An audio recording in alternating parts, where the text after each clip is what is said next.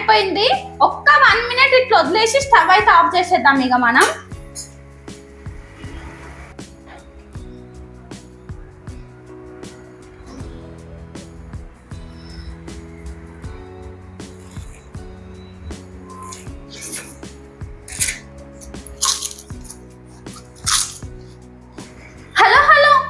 మిమ్మల్ని ఈరోజు స్పెషల్ టమాటా రసం. నాకైతే మస్తు అంటే మస్తు ఇష్టం.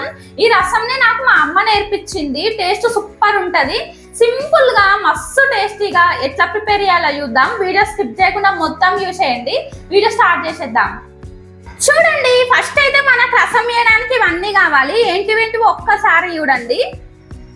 కొన్ని మిరియాలు, ఆవాలు, ఒక 10-15 వెల్లుల్లిని మనం పొట్టు తీయొద్దు, కొంచెం జీలకర్ర, చింతపండు రసం, కొత్తిమీర, కరివేపాకు, అట్లనే ఒక 4 ఎండుమిర్చి, అట్లనే ఒక 1/2 కేజీ టమాటా.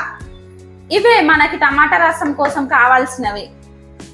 చూడండి, ఫస్ట్ అయితే ఒక 1/2 కేజీ టమాటా తీసుకున్నా నేను. ఇప్పుడు వీటిని సన్నగా పొడుగ్గా కట్ చేసుకోవాలి. కట్ చేద్దాం. చూడండి, టమాటా కట్ చేయడం అయితే అయిపోయింది. ఇట్లా చిన్నగా కట్ చేసుకోవాలి. ఇప్పుడు ఈ టమాటాని పక్కన పెట్టేద్దాం.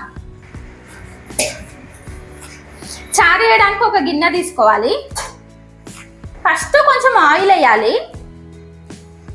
ఆయిల్ వేడిన తర్వాత ఆవాలు వేస్తున్నా. ఆవాలు కొంచెం ఫ్రై కాగానే ఎండుమిర్చి వేస్తున్నా. ఎండుమిర్చిని సగం చించేయాలి. ఇప్పుడు ఇందులో ఒక 1/2 స్పూన్ పసుపు వేస్తున్నా. వీటిని ఒక్కసారి ఫ్రై చేసుకోవాలి. ఇప్పుడు ఇందులోనే టమాటా వేస్తున్నా. టమాటా వేసి మంచిగా కలపాలిగా. ఇప్పుడు కొంచెం సాల్ట్ వేస్తున్నా. సాల్ట్ వేసి ఒకసారి మంచిగా కలిపి మూత పెట్టి ఉడకనియాలి టమాటాని. ఈ టమాటా మంచిగా సాఫ్ట్గా ఉడకాలి. అప్పటి వరకు మనం మూత పెట్టేద్దాం.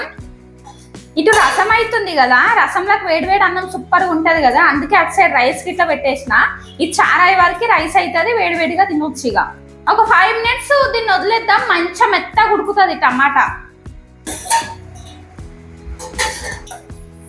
చూడండి, టమాటా కొంచెం ఇట్లా ఉడికిన తర్వాత ఇప్పుడు మనం దీంట్లో ఏం వేయాలంటే కొంచెం కారం వేయాలి.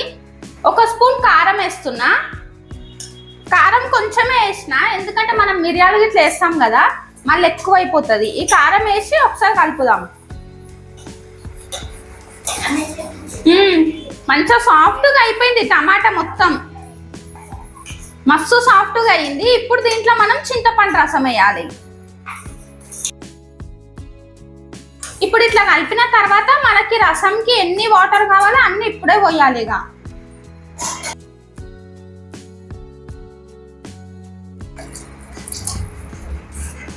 అట్లనే ఇంకొక స్పూన్ సాల్ట్ వేస్తున్నా. మనం చూసుకొని వేయాలి కలిసిందో లేదో.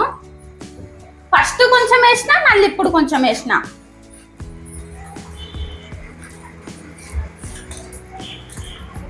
ఇప్పుడు ఈ రసంని మంచిగా మసలనియాలి. మూత పెట్టేద్దాం.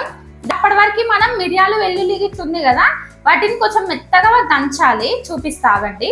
చూడండి, ఇప్పుడు మనం 1 స్పూన్ మిరియాలు, 1 స్పూన్ జీలకర్ర, ఒక 10 వెల్లుల్లి, ఇవి మూడింటిని కలిపి కొంచెం దంచాలి.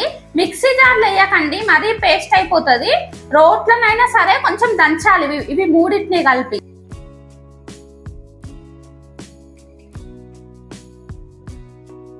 ఈ రసంకి అసలైన టేస్ట్ దీని వల్లనే వస్తుంది. ఈ మిరియాలు, వెల్లుల్లి, జీలకర్ర ఇవి మూడింటిని మనం స్టవ్ ఆఫ్ చేసే ముందు వేస్తే అబ్బా టేస్ట్ సూపర్ అంటే సూపర్ ఉంటుంది. ఇది కొంచెం మసిలిన తర్వాత ఇది వేయాలి.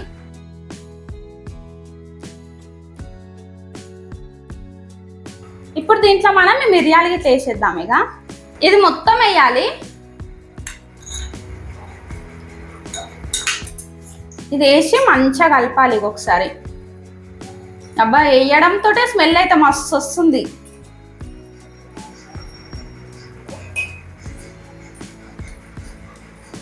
ఇప్పుడు దీంట్లోనే కరివేపాకు వేస్తున్నా,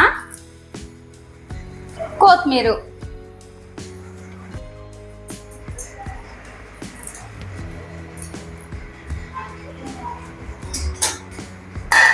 రసం అయితే రెడీ అయిపోయింది. స్టవ్ గిట్లా ఆఫ్ చేసేసిన. ఇప్పుడు టేస్ట్ చేసి చెప్తే ఎట్లుందో. చూడండి, వేడి వేడి టమాటా రసం.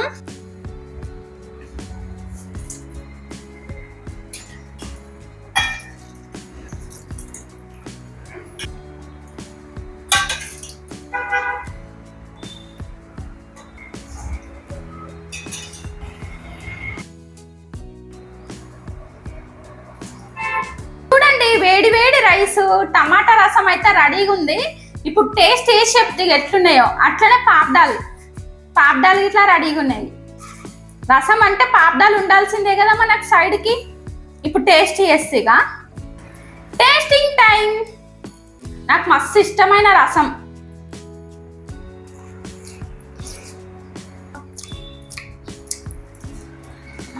ఎంత కమ్మగా ఉంటుందో ఈ చారు అయితే, మస్తు ఉంటుంది.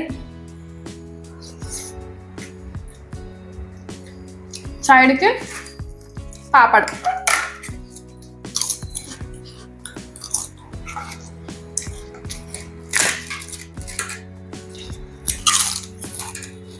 అన్నీ కరెక్ట్ సరిపోయినాయి.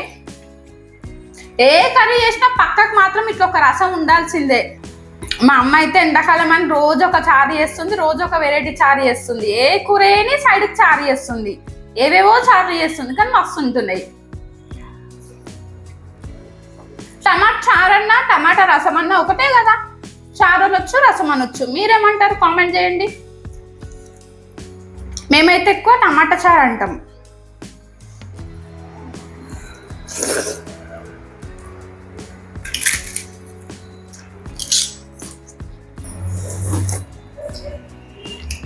ఈ చారుని ఉత్తదైనా తాగేయచ్చు, అంత మంచిగా ఉంటుంది. ఎప్పుడైనా ఫీవర్ వచ్చినప్పుడు లేదంటే జలుబు చేసినప్పుడు ఇది ఘాటుగా ఒక్కసారి వేసుకొని తాగిన అనుకోండి, ఫీవర్ చదిరి అన్నీ పోతాయి దెబ్బకి. అంత మంచిగా ఉంటుంది. మా అమ్మ అట్లనే చేస్తుంది అప్పుడప్పుడు. మాకు ఎవరికైనా జలుబు అయ్యింది అనుకోండి, ఈ రసం చేసేస్తుంది, చేయంగా తగ్గిపోతుంది. ఆ మిరియాల ఘాటుకే తగ్గిపోతుంది.